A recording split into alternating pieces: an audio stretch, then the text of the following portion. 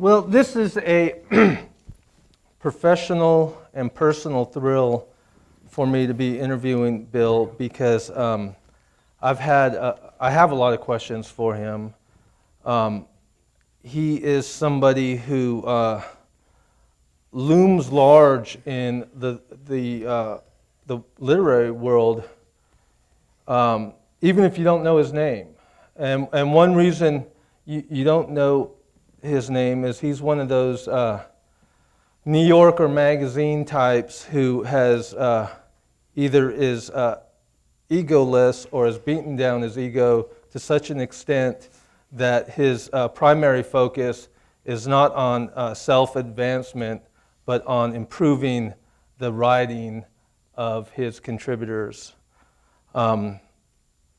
which is, it doesn't even make any sense to me in 2011 that people could act that way.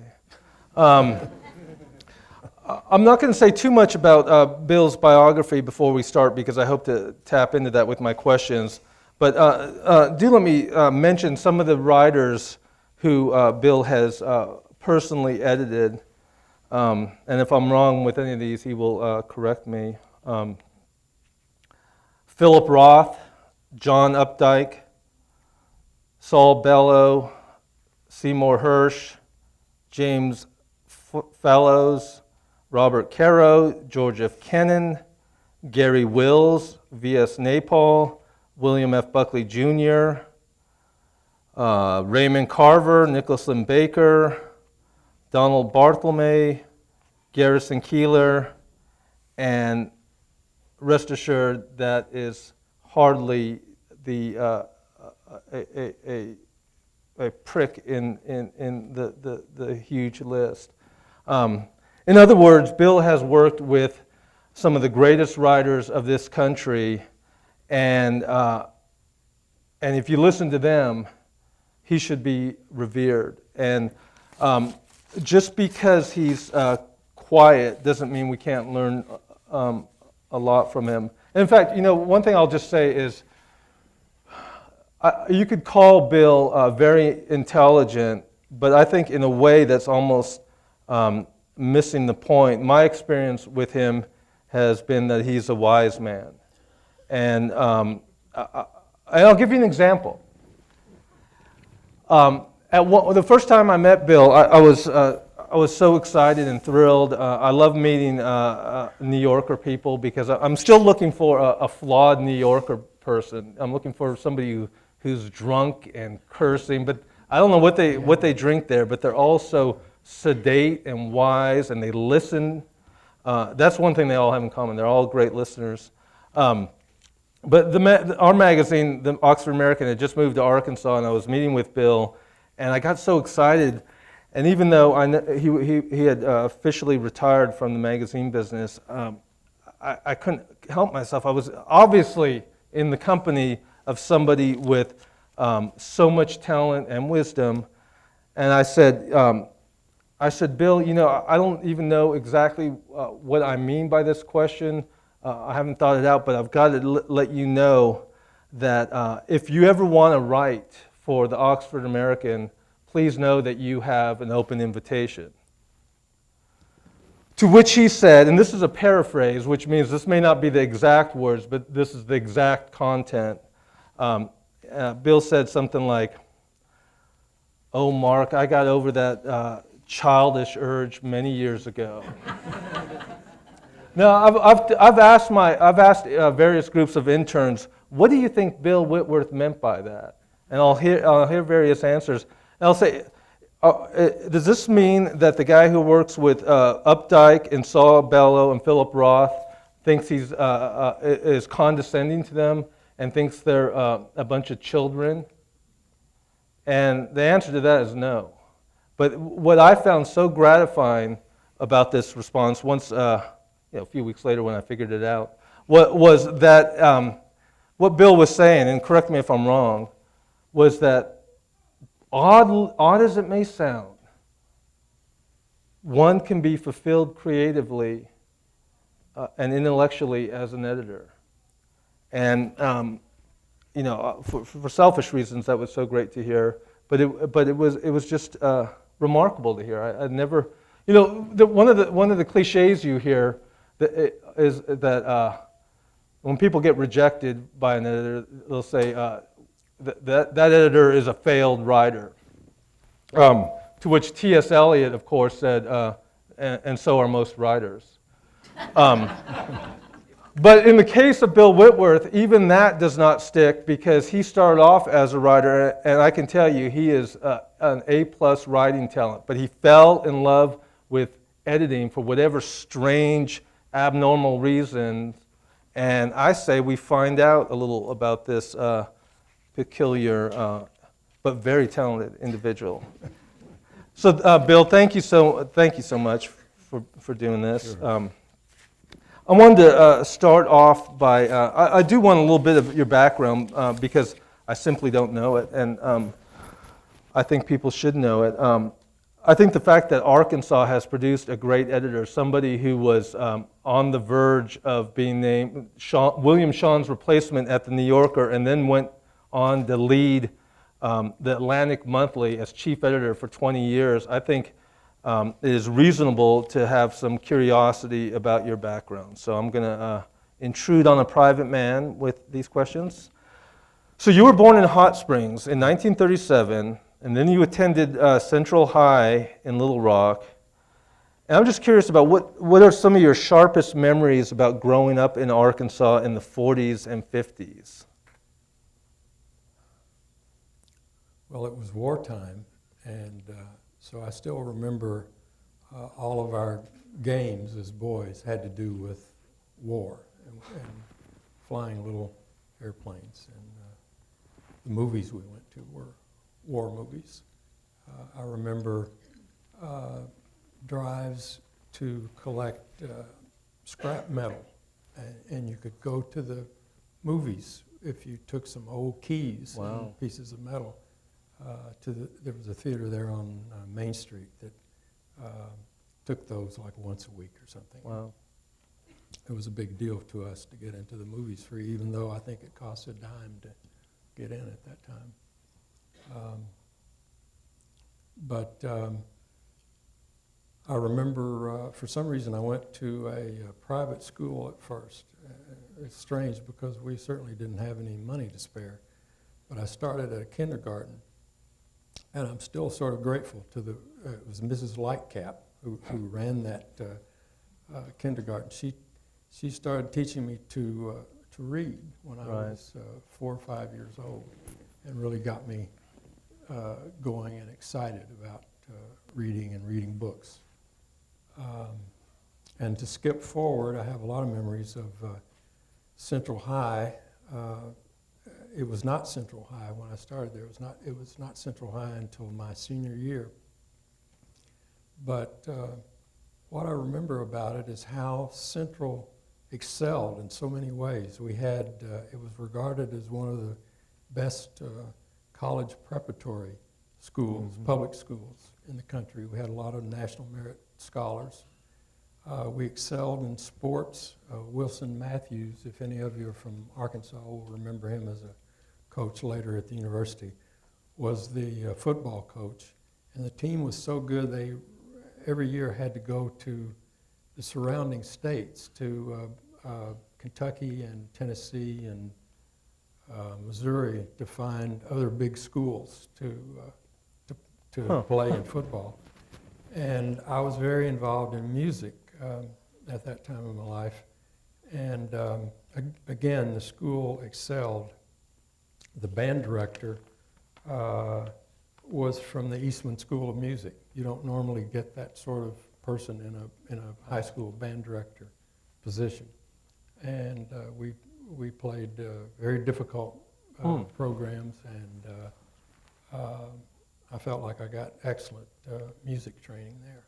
Wow. What I didn't do in high school was, for some reason, was participate in anything to do with journalism, the school paper or the yearbook or any of those activities. It was all music for me at that time. Well, what were some of your earliest enthusiasms as a reader? even in junior high and high school, I was interested in magazines for some reason, and loved to look through magazines and read them. I think I was more enthusiastic at that time about magazines than I was about books. Really? I don't think I became a really excited book reader until maybe senior year in high school and then freshman year in college. Interesting. So what magazines were you reading back then? I can't even remember now. I just know that my friends were always, teased me. They said I was always saying, oh, I saw something about that in a magazine, whatever we were talking about. I had something to say about it that I thought that I had read in a magazine. Was it, I mean, would you go to the library and read magazines, or did your family subscribe to a lot? Things that were around the house, Life and Look and Reader's Digest. And what did your parents do? My dad was in advertising. He was at the S.M. Brooks Advertising Agency in Little Rock. My mother was a china and silver buyer at Cave's Jewelry Store, which no longer exists, although I noticed their clock is still on Main Street.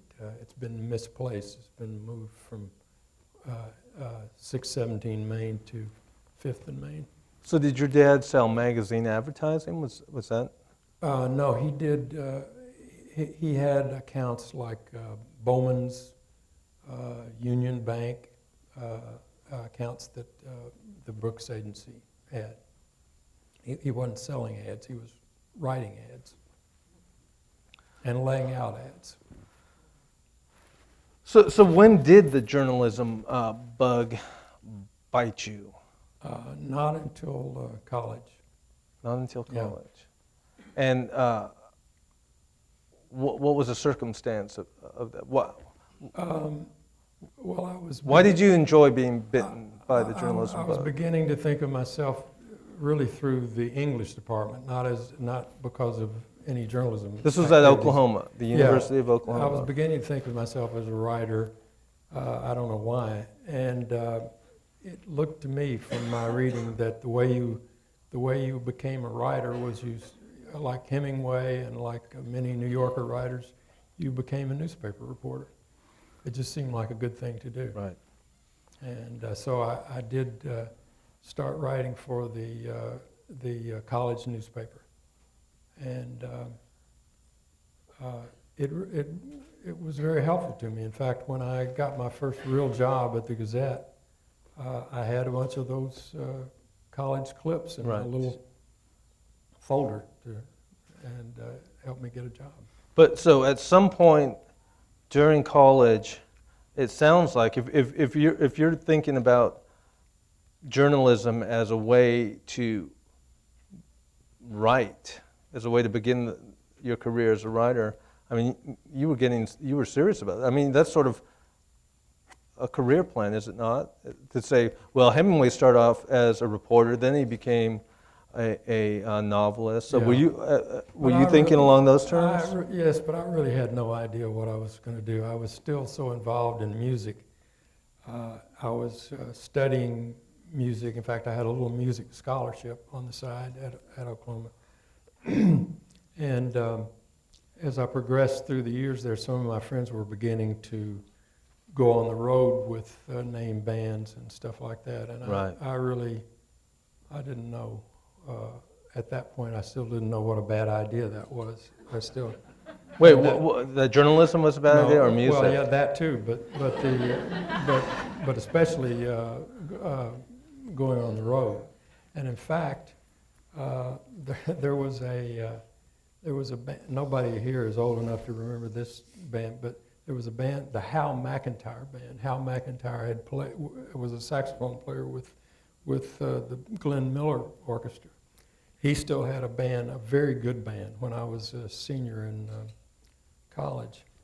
And a friend of mine had graduated and was in the trumpet section with Mac's band. And he called me and told me they were coming to town. I went to hear him, and he said, the next opening in the trumpet section is yours. Well, this just threw me completely off. Here I was in my senior year in college, and I was ready to quit school and go on the road with this band. So you were a trumpet player. Yeah. So Why did I that's think how you? Do you play disorganized piano too? No. Simply a trumpet player. Okay. So you did get that offer from the Hal McIntyre band. You also got an. I didn't get the offer, but the thing is, I was so screwed up by the idea of this that, meanwhile, my second semester of my senior year, Right.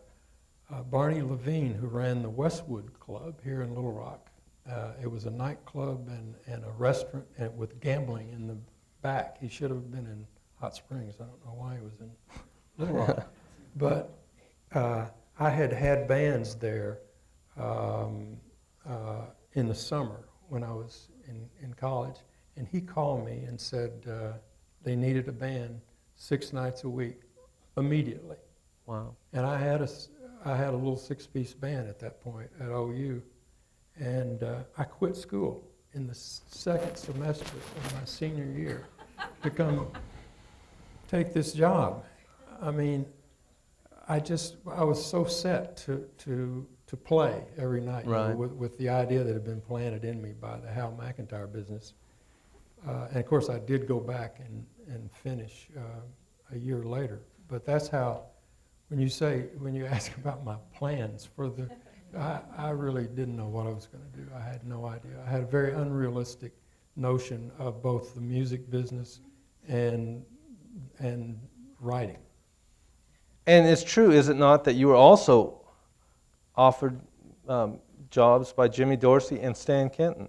I was, well, Jimmy Dorsey it was a ghost, what's called a ghost band. He had died, but his band was still in operation. I was offered a job by that band.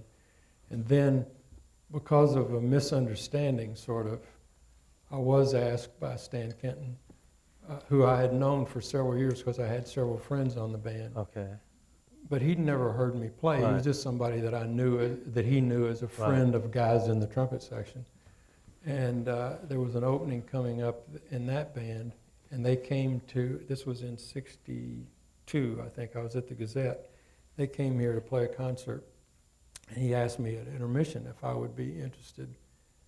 And I said, I'm not good enough to play in this band. He said, well, that's not what I hear. He said, Bob Pickering, who was an old friend of mine, another trumpet player, in Dallas, says that you are. And I said, well, you've just been misinformed. I never did, luckily, I never did. Well, it's nice to be wanted, isn't it, Bill? Yeah, At the very least? Yeah, even if it's a misunderstanding. Yeah. So after the University of Oklahoma, you worked 4 years at the Arkansas Gazette, which at the time was in very serious competition with the Arkansas Democrat. How did you improve as a writer and reporter at the Gazette? I have to say this was really before there was real competition, I think, between the Gazette and the Democrat. Well, I did improve enormously because of people I was surrounded by. Charles Portis was sitting, I don't mean they were helping me, but I was reading their stuff every day. Charles Portis was he was a future novelist, was sitting behind me, and right in front of me was Roy Reed, who was fated to be one of the best White House correspondents the New York Times had ever had. Roy was a wonderful writer. I was reading his stuff every day, and I was working for an amazing city editor named Bill Shelton. Bill was the best newspaper man I've ever been around. He would have had a wonderful career at the New York Times or anywhere that he'd want. He could have been an editor anywhere. Was he an Arkansan? He was, and he was a very commanding, silent presence. He'd been in a bomber pilot in in World War II, and had been shot down behind enemy lines and fought his way back to the American lines. And he was very demanding. If you went and covered the least little story, let's say it was a fire in a store or something, when you came back, you had better be able to draw a diagram, a diagram of the premises and show him exactly what what happened. Wow. And I was young and shy, and so I was at a terrible disadvantage, like at a press conference, a governor's press conference or something, afraid to make a fool of myself by raising my hand. But I was so much more afraid of Shelton than I was of making a fool of myself, that I was able to get past that and do what I needed to do when I was out reporting. Was he with that like that with everyone? Yeah, he was just demanding, and he knew English. He knew grammar, and he edited our pieces, and so I really learned a lot about how to shape a piece, and especially how to report. To the point that when I left the Gazette for New York, went to the New York Herald Tribune. The first day I was there, I was completely confident. I had a front page byline my first day in New York. There was no falling off between Little Rock and New York because of the training I'd had. Well, what did you think of Shelton at the time? Was he somebody, I mean, were you aware that he was doing this to you and you were like happy to be abused by him, or was it? Not really. I appreciated him more, I guess, in retrospect than at the time, because he was tough. And Was he a shouter? He was not. No. He was very quiet. He could just look at you and make you cower. But was he right? Like when he did it make sense for why he was asking you to diagram? Yeah, he was always right. That's the way we had to see it. So he's sort of teaching you to think for yourself as a reporter. Right. That's great. Now, not to get too gossipy, Bill, but please tell us what kind of dude the young Charles Portis was. I didn't hang out with Portis a whole lot, but some. He was. People think of him as sort of a hermit now, which he is not, and definitely never was. He was the life of the party. I mean, if you go to at the Trib, you could go out the back door. The Trib was on 41st and 7th. If you went out the back door of the Trib, you were right at a door leading into one of the most famous bars in New York. It was called Artists and Writers. It was also Blake's. And it was a gathering place for New Yorker, New York Times, Herald Tribune people, and the garment industry. So there were models and people. Wow. It was quite a scene. And Portis was in there, we typically got off about 6 or 7 o'clock. Some people got off earlier, just went out that back door and right there. And Portis was in there often, holding forth and even amongst that competition, he was holding his own? Absolutely, because he's a great storyteller and very, comfortable and at home with himself. Does he use voice? Does he do voices when he's storytelling? No. Does he move around a lot? Or? Oh, a little bit, not too much. Okay. But he was just very good company. Did you guys click? Were you buddies? Well, to the point that he was very much responsible for me getting that job at the Herald Tribune. He went first. Right. At this point, people were drifting from the Gazette to New York. Roy went to, I think before Portis, Roy went to the New York Times. Gene Foreman, who was our state editor, went to the New York Times as an editor. Okay. And in fact, I believe would have become the editor of the New York Times if it hadn't been for a New York strike, a newspaper strike that made him end up in Philadelphia, where he was managing editor and won 25 Pulitzer Prizes, I believe, while he was there. The paper did, under his guidance. Wow. Anyway, so those guys left, and Portis went to the Trib, and when an opening came up there. In fact, it was an opening created by he was being sent to London, and they had to replace him in New York. And he said, "Well, you ought to get this guy," and showed him my clips, and so they hired me. So, But that's like respect. He respected you as a writer. Were you guys friends too? I mean, buddies? well, not really. We didn't hang out a lot, Okay. but we were friends, Okay. and I certainly was a fan of his writing. So was he funny in the office all the time, or what? No, when I think of him in the office, I think of him leaning forward like this and smoking over his Okay. underwood, you know, Okay, like another okay. damn, because he had to write that column, I think, every day. Okay.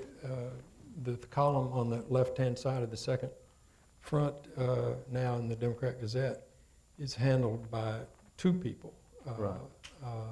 I think they each write two a week. He wrote every day, and I think wrote something on Sunday. So it was a horrible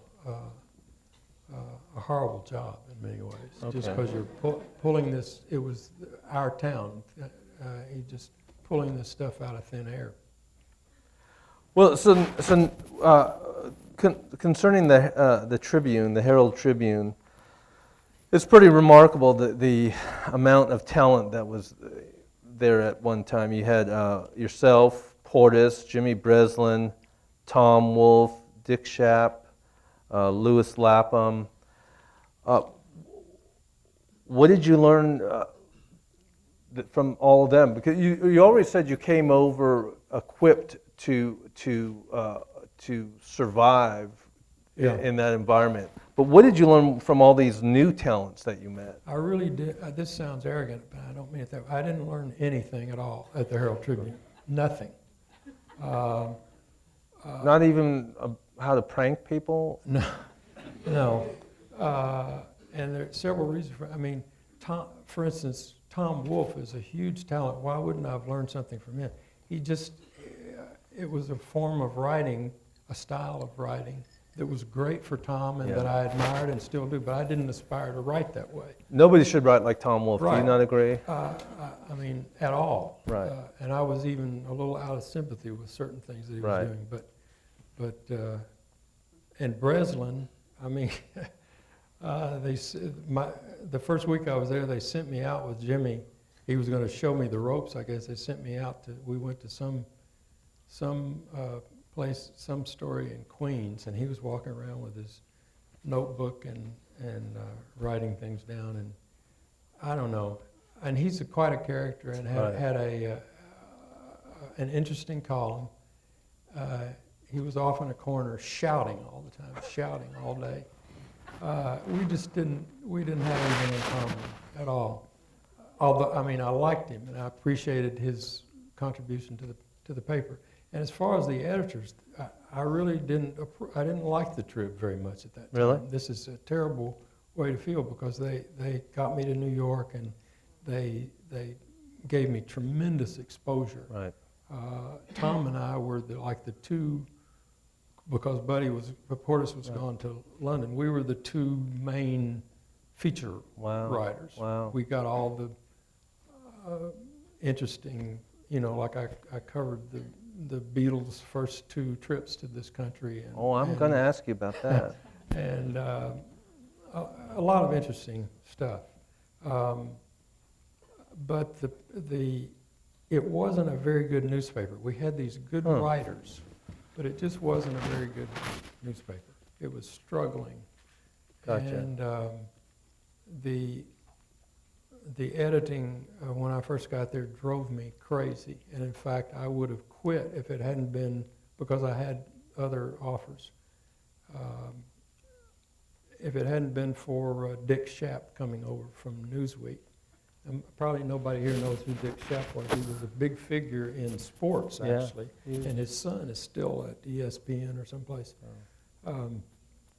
But Dick was an editor at Newsweek. And they brought him in because the paper was trying, especially on Sundays, to make itself much more like a news magazine, that style of writing.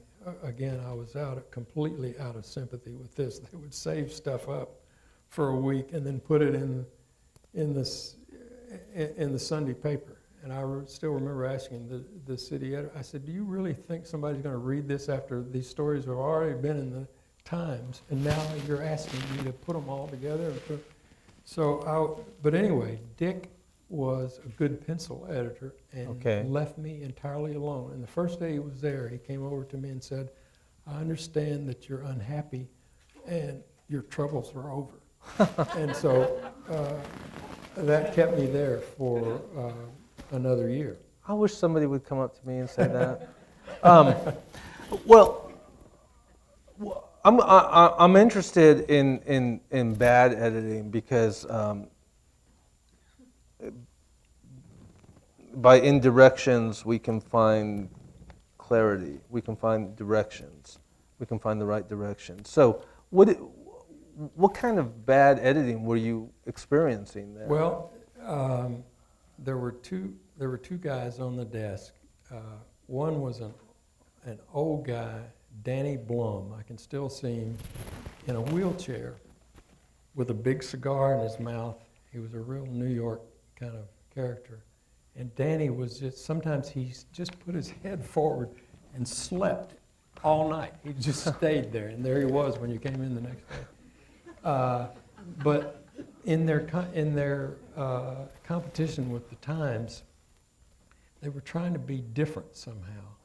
And this is when, the English invasion had started. Everybody was beginning to get hip, they thought. And here's Danny. I mean, the definition of anti-hip, in every way, in his thinking, his writing, his editing. But he had the nerve to try to write what he thought were hip, hey, things into your copy. And it was just unbelievable to me. And I would come in sometimes, I'd get off and go to Blake's and then come back and look at the first edition. And many times I would make them take my byline off of a story in the paper because Danny had written something into it. I mean, isn't it just almost freakish to think about how newspaper editors can edit the language of a writer whose byline is printed in without his or her permission and just run with it? I mean, imagine if you did that at the New York or the Atlantic. I mean, you would have been hung. Well, but I mean, I'm sympathetic to the newspaper editors. Sometimes it has to be done. But do it well. Do it well. Because you're in a hurry, you've got deadline problems. And again, this sounds arrogant too. Not all the newspaper writers were as good as I was at writing. Of course. They were good reporters, but they might have some real writing problems. And somebody had to deal with that. That's all true, but if you're going to mess with even a bad writer's writing, just do it well. Right, and if you can, consult the writer. Yeah, that would be nice too. But yeah, people, I mean, that's sort of what made me think about becoming an editor was being abused by a newspaper writer, where you something is published under your byline, and it's not your voice, and you're embarrassed. I mean, you want to fail on your own terms, not in somebody else's voice. Sounds like you went through that a little bit. Right, but they did other aggravating things too. I remember I rewrote a story for them on, I don't remember what the subject was, from wire service copy. And they put my name on it and a date line that had me in Miami or someplace. And I saw that again. I came in and saw the first edition. I said, people are crazy. Yeah. This is ridiculous. Take my name off of it. It's too late though. So yeah, no, in succeeding editions. Oh, because you had the afternoon edition. Well, Bill, I mean, I do want to ask you. I can't help but ask you. It won't surprise me. I think Tom Wolfe contains multitudes, and he's all over the place. He's an astronaut when it comes to writing. But when you say that there were a few things he did that were out of sympathy, unquote, with you, what are you talking about? I just wouldn't be comfortable talking about that. Tom is still among us, and he's a friend of mine, and he knows probably what I was not a fan of back then, but I'd just rather not talk about that. Nothing. See, this is the sweetheart. I promised you he was. I shouldn't have said what I said that caused you to ask the question. Well, just because I'm in the gutter doesn't mean And you have to. And just let me add that I am a fan of his novels and. Oh, I know you are, and I am too. And it doesn't really. I was having this discussion last night. I mean, if you read Tom Wolfe thinking everything he said has been fact-checked and is literal, you're probably reading Thomas Wolfe. Okay, well, let's... I tried to bring you down to my level. That didn't work. Let me just ask you about the Beatles. I mean, you covered the Beatles on their first two American trips, and then we're going to get into the New Yorker. But before we get into the New Yorker, let's segue into a little discussion about the Beatles. What do you remember about those gigs of writing about them? I remember how totally wrong I was for the assignment, first of all, because I was a jazz fan, and I was certainly, rock had been happening, was important for many years before they came along. But again, I was not sympathetic to a lot of rock was not as interesting then as it became, and the Beatles were not as interesting. This was when they were doing I Want to Hold Your Hand. It wasn't Love Me Do. Yeah, it wasn't what came like. So to me, they were just ridiculous. Right. And to send me out, and I think Dick Schaap, I think he was the city editor by then. He must have known that wasn't right for me, because he had also sent me to Peggy Lee, which was right for me. Right. And but anyway, for some reason, I met them at it wasn't at Idlewild. This was before. At where? Idlewild. It was before they had changed Idlewild's name airport to Kennedy. Oh, It was Idlewild International. I met them along with the whole New York press corps. We had a lot of newspapers then. And they said a few words and then disappeared. Did you ask them any questions? No, I didn't get a chance to. And I wasn't interested, so I probably wouldn't have anyway. They said a few words and got into limos and disappeared. And then it was that first trip I covered them at the Ed Sullivan Show. You still see these things on television all the time. Well, I'm at that show. I was up in the balcony. I've seen you. I've seen that. I've seen you screaming in the. It was amazing. And in that little confined space, it was a little TV studio, and a whole studio full of young girls. And Bill Whitworth. And me. And even with the amplification that rock uses, I couldn't hear a single note that they sang. Really? The girls screamed from start to finish. And I don't remember how many numbers they did or how much of the show was given over to them, but probably just a part of it. Then... Did you feel like the world was changing at that point? Oh, yeah, and the world was changing. Don't you think we forget sometimes how the effect the Beatles had on literally on changing the world? I mean, things started to change once they got into people's heads. Or is that wrong? Well, they were a symptom of it. I don't think they caused all that much, but they were certainly a symptom. But there'd been the assassination, and there was the war, and all this stuff was going on. Right. But I saw them as the outlet rather than the cause. But well, I don't know. I don't know what they were. But anyway, so you're surrounded by all this screaming.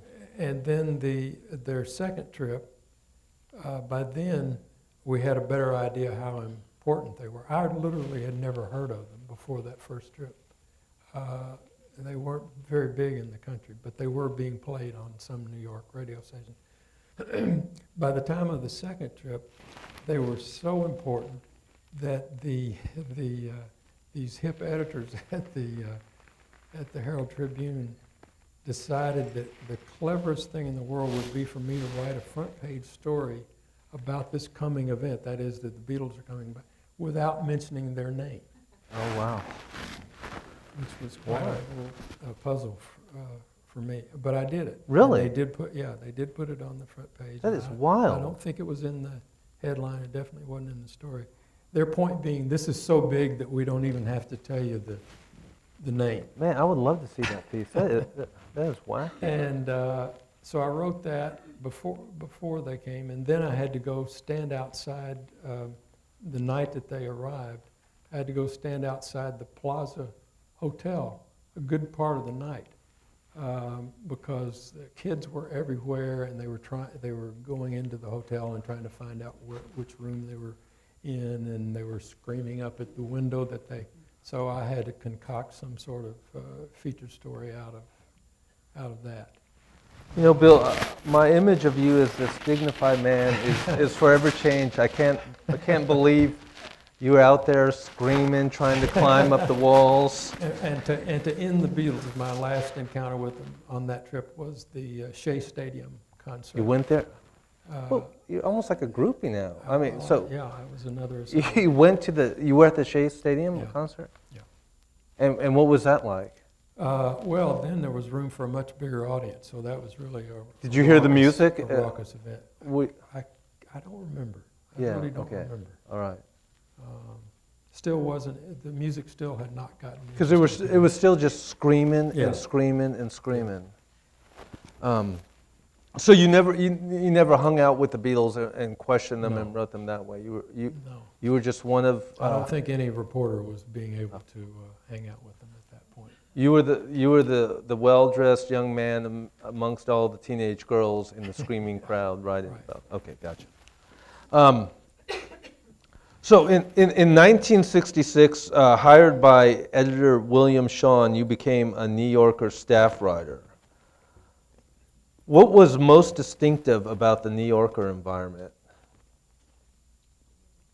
Well, first of all, people who are not in their 60s or 70s now can't really imagine what the role of, what the place of the New Yorker was in the culture then, because it was like the whole rest of journalism had just decided to give them a pass, like, okay, you can do all the good stuff and we'll just keep doing what we're doing. Right.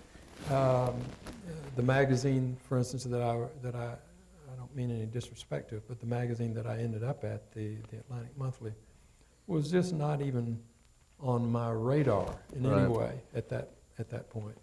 And the Harper's was in a mixture of positive and negative. Right. Positive because, yes, they were doing some good stuff, but negative because they had about 4 or 5 writers that they just ran every month over and over and over. These long, long, long pieces that filled them. And they were kind of the young punks of the scene. Well, in a way, I mean, some of their best stuff was Norman Mailer at that point. But anyway, the New Yorker, I mean, if you had a piece come out in the New Yorker, it was amazing. It was like the world read it, and you got all this mail, and famous people read it and wrote to you, and I was asked to be on the Tonight Show after my little. It was just ridiculous. So there was that, Right. And they had all these good writers and all this space. Week after week, we had a 248-page magazine.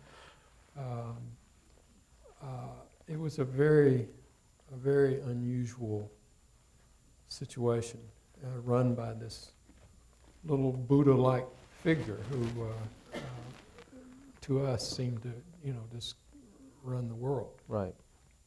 But what was the environment like? Well, I mean, for you coming from the Tribune into the New Yorker offices. There was no environment there. What does that mean? I mean, it was several floors of old offices, linoleum floors. they were constantly, because writers were coming and going, they were constantly knocking walls down and putting up new walls to create ever smaller offices Wow. for this big writing staff. And it was sort of empty a good part of the time because the writers, you didn't have to come in. Okay.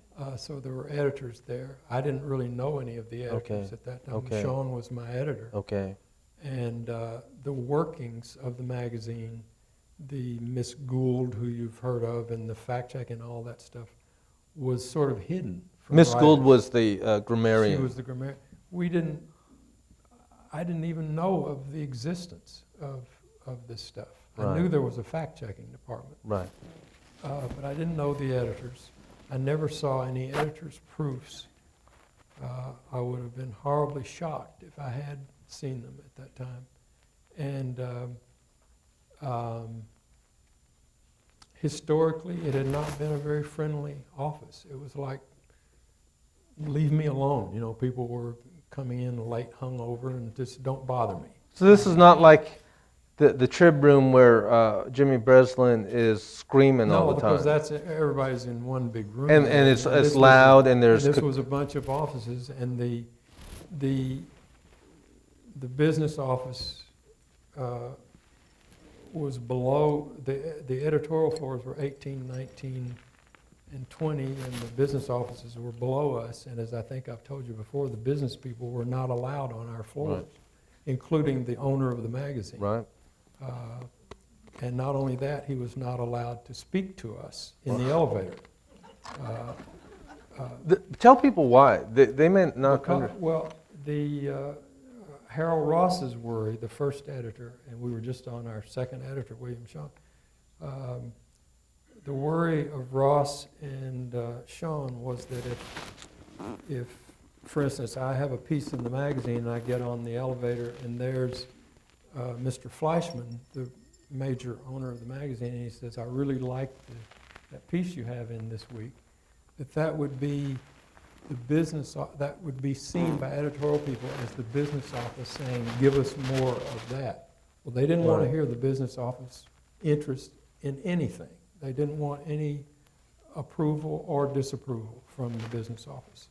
Now, one could argue that they took it in that era to an almost insane extreme, but on the other hand, there's something very noble about trying to create a magazine outside of the influence of the business side, right? Yeah, and about the business side putting up with it.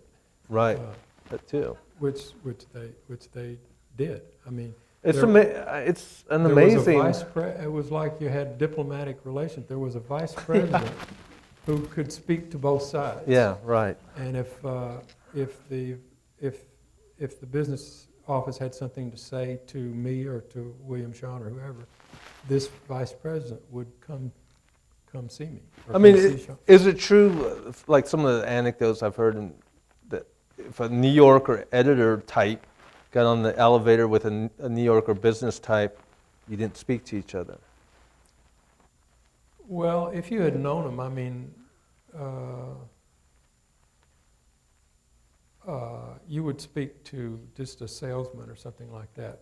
What they were concerned about was really the vice presidents and Peter Fleischman. Okay. He was the son of the man who gave Harold Ross the money to start the magazine. Right. And they just didn't want any opinions floating up from downstairs. I mean, of course, what is amazing about that model is that it's now the opposite in our culture, where the business team tells the editorial team, this is how we want you to behave, in a lot of cases. In some cases, yeah. That's well, go to the newsstand, and I think you'll say in most of the cases. But when I say there was no atmosphere there, it certainly was different after I became an editor, because then all these people who had been hidden from me before were my co-workers. Right. And I enjoyed working with them. I interacted with them every day, several times a day. Right. with the makeup people, the fact checkers, Miss Gould, the page okayers, all those people. And we were friends and enjoyed working with each other.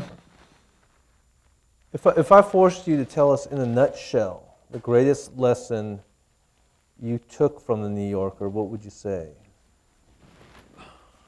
Gee, I don't know that. I mean, I learned several lessons there. I don't know that I could put it into one. Give us several nutshells Well, okay, one would be the realization that as far as putting out a magazine, deciding what's going to be in a magazine, deciding what the magazine is, if it's a small enough magazine, you don't need to think about the readers or marketing or any of those things. If you have sincere thoughts, not just thoughts of, hey, I bet somebody would like to read this, or I bet somebody would like to support this with an ad. None of that, just I like this. I think this is worthwhile. I would be proud to present this. That's what you need. Right. If you do that and you do it sincerely, an audience will, and what you're doing has some sort of interest, almost no matter what it is, an audience will gather around that. And that's the way all good small magazines are done, including yours.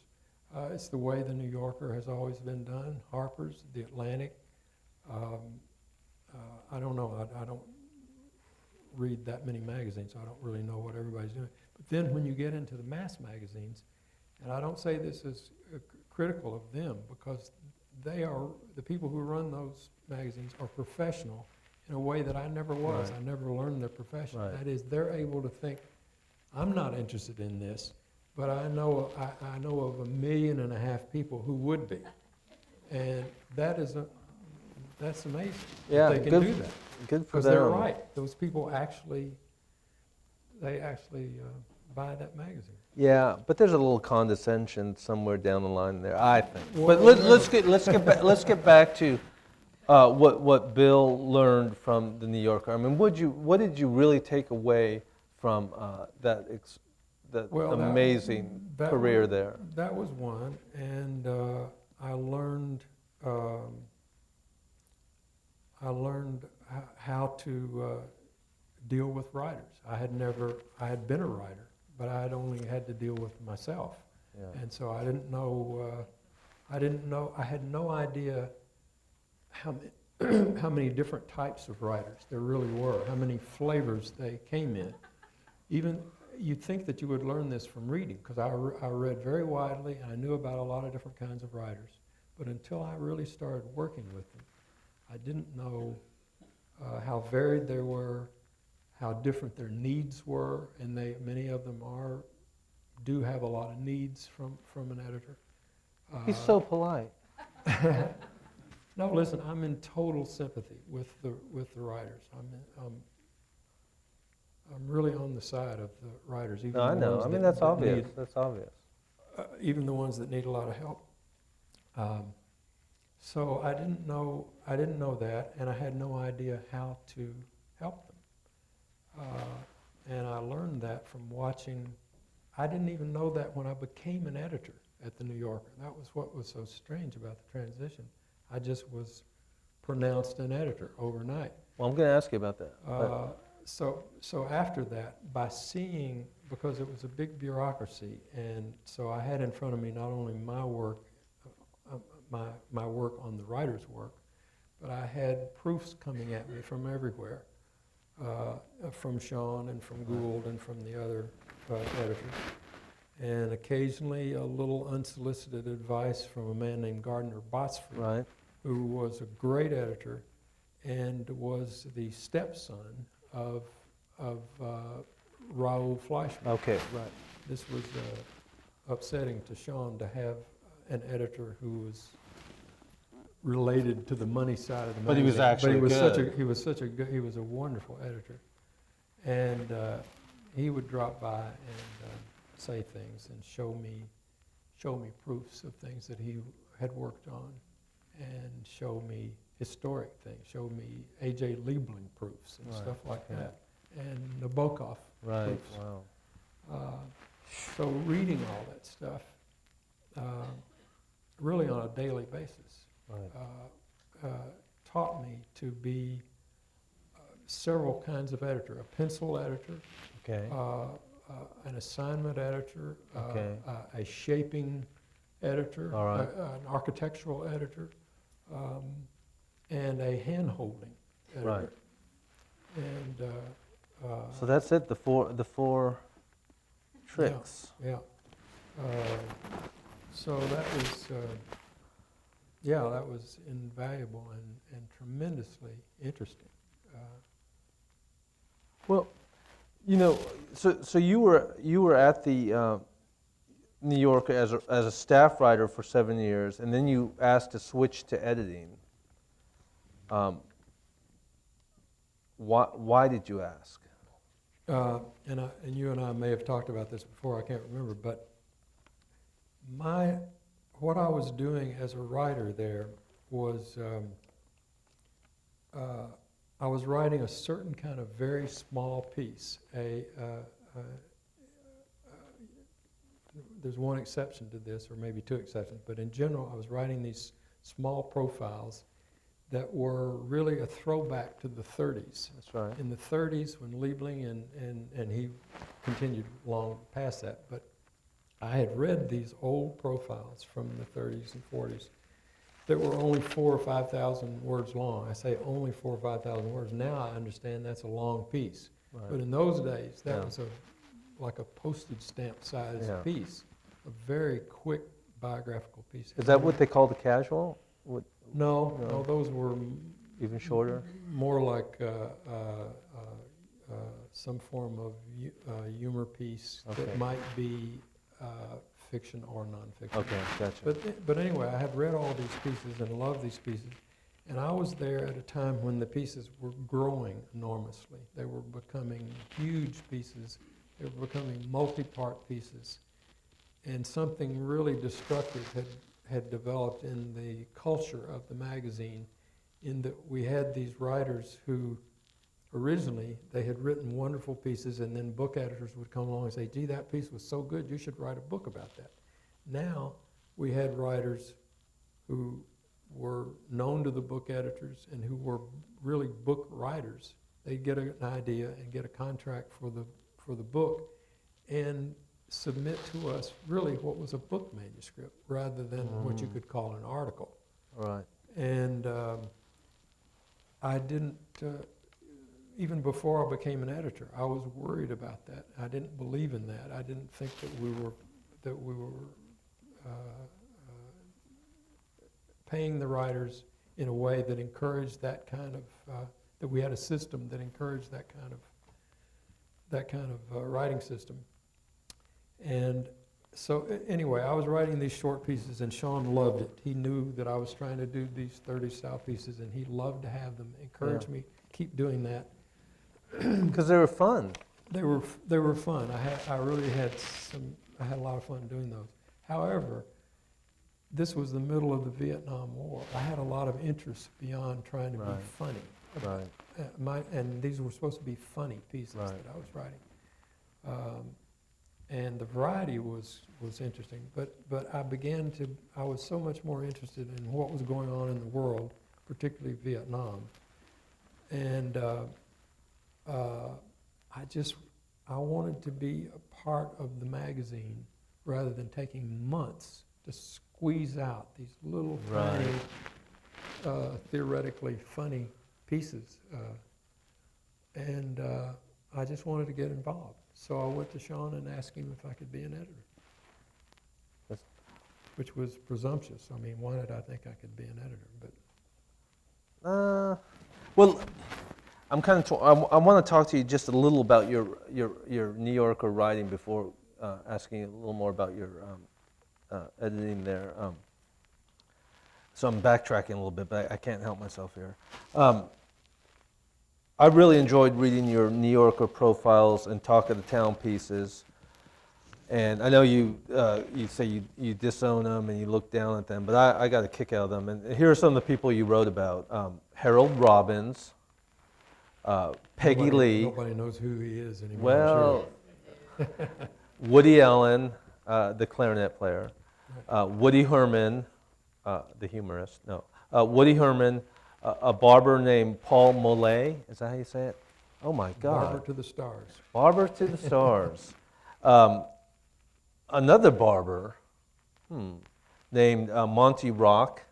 Well, he was a woman's hairdresser. Oh, a woman's hairdresser. Who became a sort of famous for being famous person. Yeah. He was on The Tonight Show and those places all the time. Colonel Sanders. Roger Miller, that surprised me.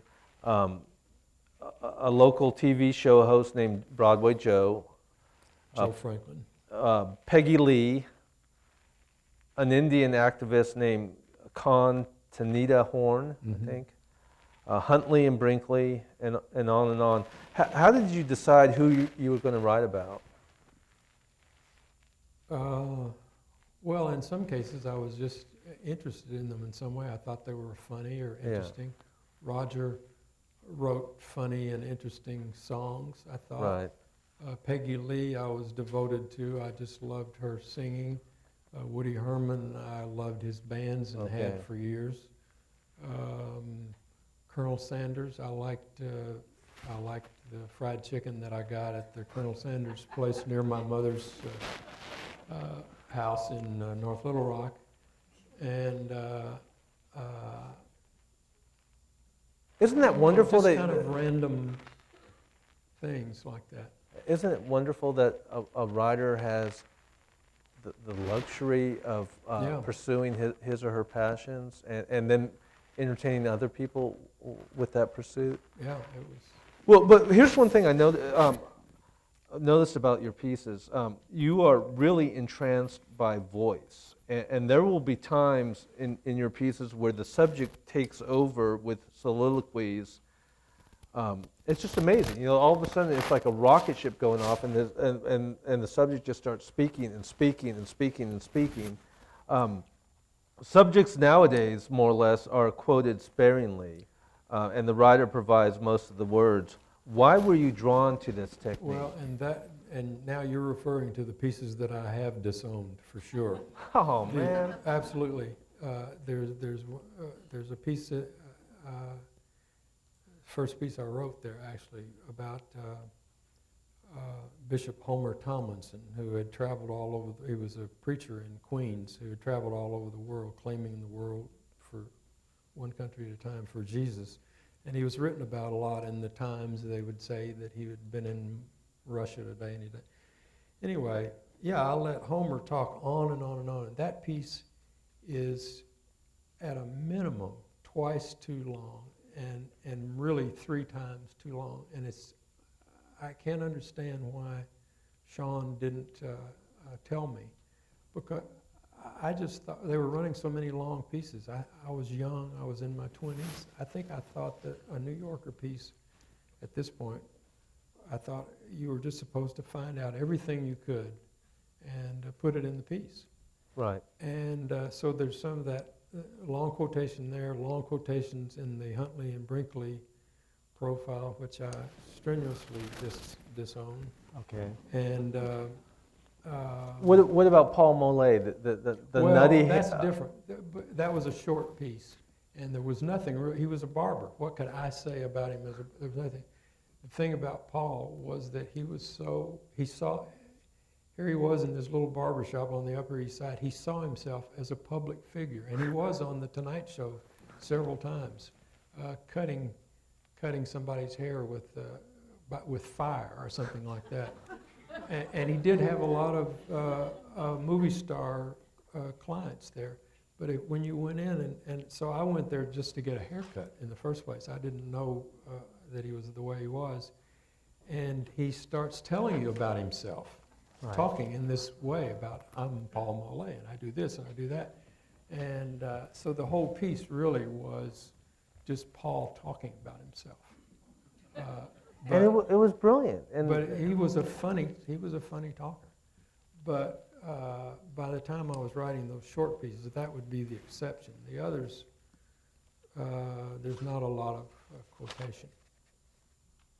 What about, okay, in your Roger Miller piece, I mean, it surprised me a little bit because you're such a jazz nut, and Roger Miller could be said to typify pop music.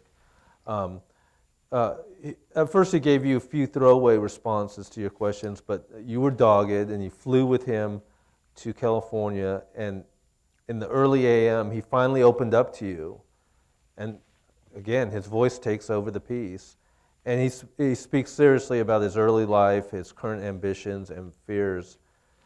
So was that how you worked on longer pieces? Did you just keep at a subject until he trusted you enough to open up? Is that what it is? Yeah, and that was not a real long piece either. I mean, I did let him talk, but I wanted him to talk because he talked in a very specific country boy way. With a twist of surrealism Yeah, thrown in there. yeah. And yeah, I just hung out with him in, well, I went to Nashville and then to Las Vegas, Right. mostly in Las Vegas. You talk, but you see my point is that like he finally opened up. Yeah. At first he's avoiding you, and then he's opened up, and we hear his real story. We hear his real voice, and it's sort of amazing in a way. I mean, you learn about this guy. You feel like you know him a little bit. You know what motivates him. I consider that successful journalism. Well, right. But that was after I had hung out until he sort of. It was like I was part of the group that he had his guys around, constantly every night. They were in the room till all hours, and I was just one of the guys, sort of. After a while. But you were dogged, and isn't that sort of the point, that to get to the heart of a person, you have to be persistent and work at it, right? I don't know why you'd want to disown that. I think it's okay. It's okay. It's not one of my favorites. Okay. I would guess that 7 years, and I don't know what the time is. How much time do I? Okay. Oh, I got so many questions. This is, Bill, you and your quietly but over-dramatic life caused me to come up with pages and pages of questions that we can't get to.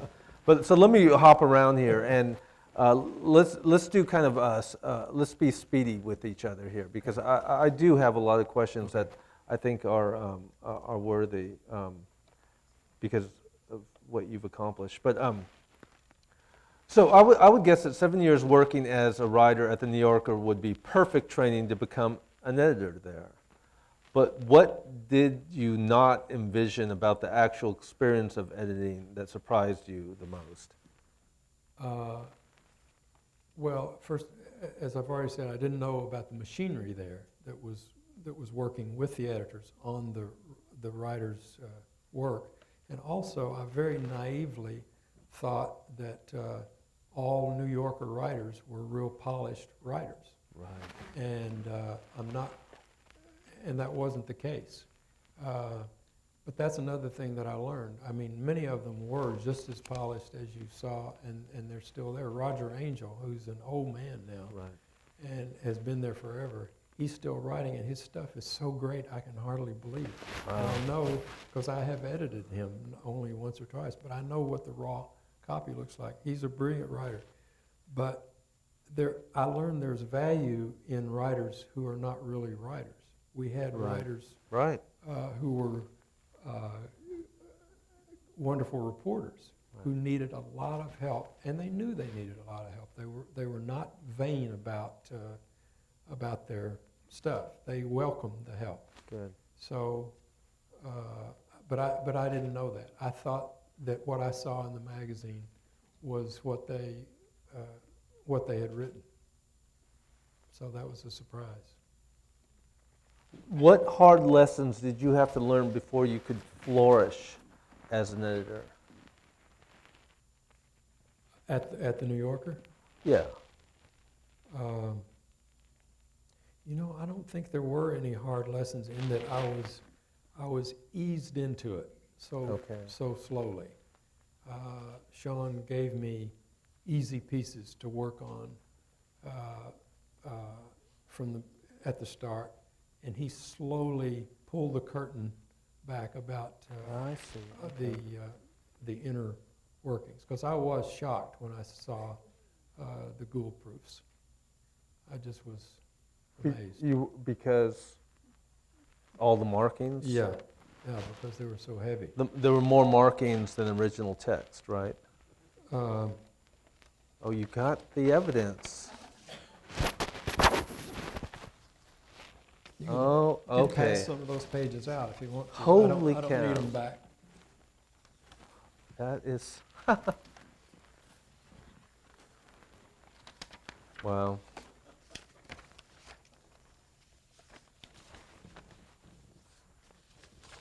And that's a souvenir for you. Oh, thank you, Bill. Thanks. I love that. I'll look at that. Bill, unless you are a amazing actor, you seem to be genuinely quiet and calm and reserved. Was calmness an asset in dealing with the zany, loopy antics of writers, or did it occasionally turn you into a punching bag? No, I think it was. I think it was a help because some of the writers were emotional and difficult. And for instance, you and I have talked a lot about Pauline Kael, the great movie critic. She had been literally thrown out of the office of Gardner Botsford. He just refused to work with her. And even my friend Pat Crow, another Arkansan who was an editor, he refused to work with her. Wow. Before I started in, it was 74 or 75, I had her for about 6 years. And there was drama surrounding Pauline, Right. just in herself, and drama between her and Sean. Right. They had a terrible love-hate Right. relationship, and some days he really hated her. Right. He really wanted her to go away. Right. And she would hate, at that moment, she would hate him. But they both understood each other's positive aspects also. Even So if they didn't talk to them to each other about that, right? Yes, and so I was, I'm finally getting to the point of what you asked. I was the calm, Sean was very calm, but around her, Right. he would turn red, and he had a heart attack, and I was very worried. I tried to keep him from coming into my office when she was there and we were working on a piece, because if he came, not just dropping by, but if he came in with holding a proof of her piece, I knew that it was going to be trouble, and I was. It could have been fisticuffs in the New Yorker office. I would shepherd him out of my office and down the hall and tell him that I would fix it. And so it was good to be calm. But it's wonderful that those two larger-than-life personalities did not give up on each other, because the greater good was to have Pauline Kael published and edited well in the New Yorker. I know, but you know, he did give up on her at one point. She left for, I think, about a year. That's right. She took a job with one of the movie stars. Warren Beatty. Warren Beatty. And they had a deal, she and Sean, I think, in writing about what she was going to do. And when she came back, she came into my office with a stunned look on her face, and she said, "He's not going to let me come, come back." I couldn't believe it. I just couldn't believe it. He was going to use this as a way to finally get rid of this irritant.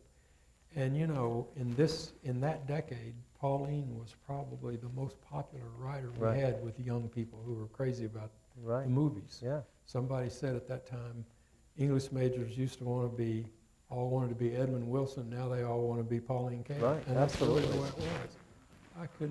Anyway, I did talk him out of it. Not by saying that my judgment of her value was superior to his, but that I forget exactly how I meant, but that we were morally required to through at least an implied contract, to let her come back, because that had been the deal all along. He said she had dirtied herself in some way by working in Hollywood. She probably had, but she was a great writer. Anyway, she did come back, and That's brilliant.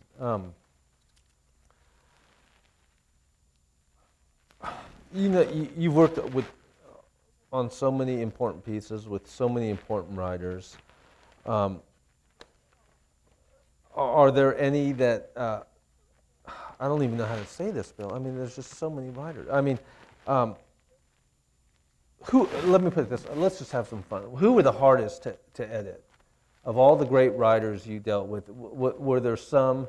I know you didn't edit Nabokov personally, but he was infamous for not letting people play around with his words. So, who were the toughest people for you to edit, whether it was at the New Yorker or the Atlantic?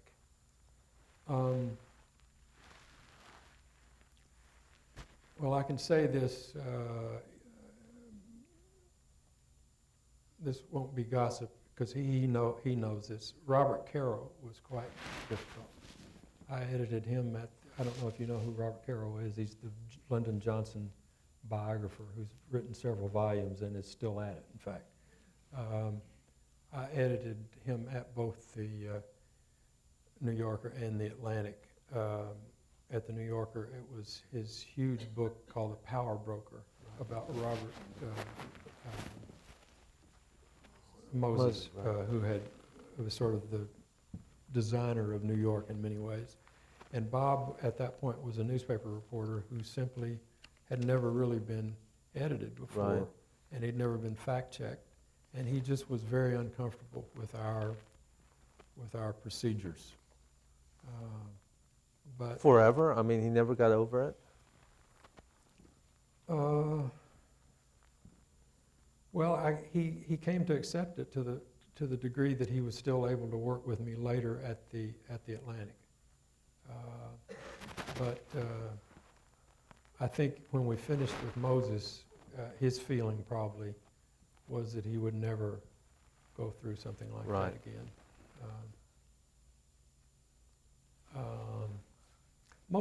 Most of the very few writers were difficult.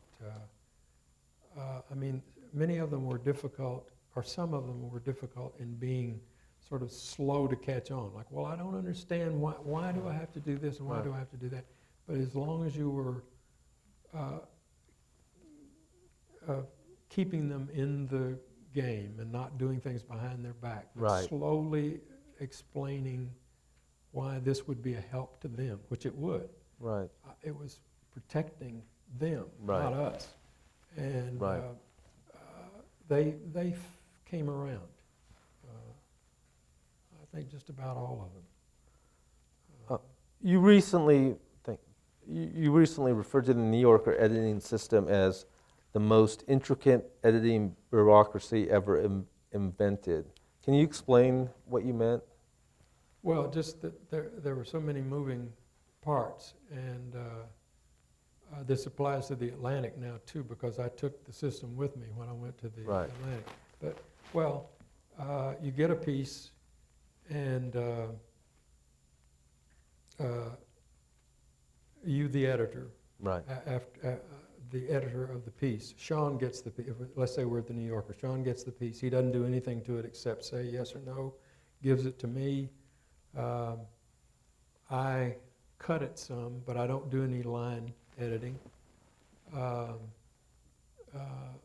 go ahead and put it into Galley, and at that point, the fact checker gets a Galley, Miss Gould gets a Galley, I get a Galley, Sean gets a Galley, the author gets a Galley.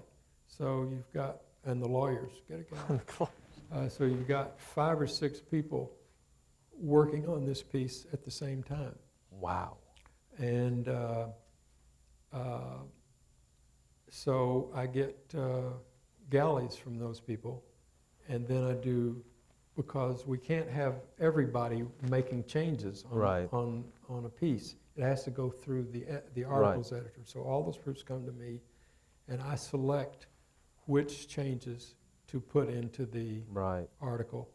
And if I know the writer well, I can select or reject a great many of them without even speaking to him, Right. because I know in some cases he'll never notice this, Right, right, or right. he won't care, or whatever the case may be.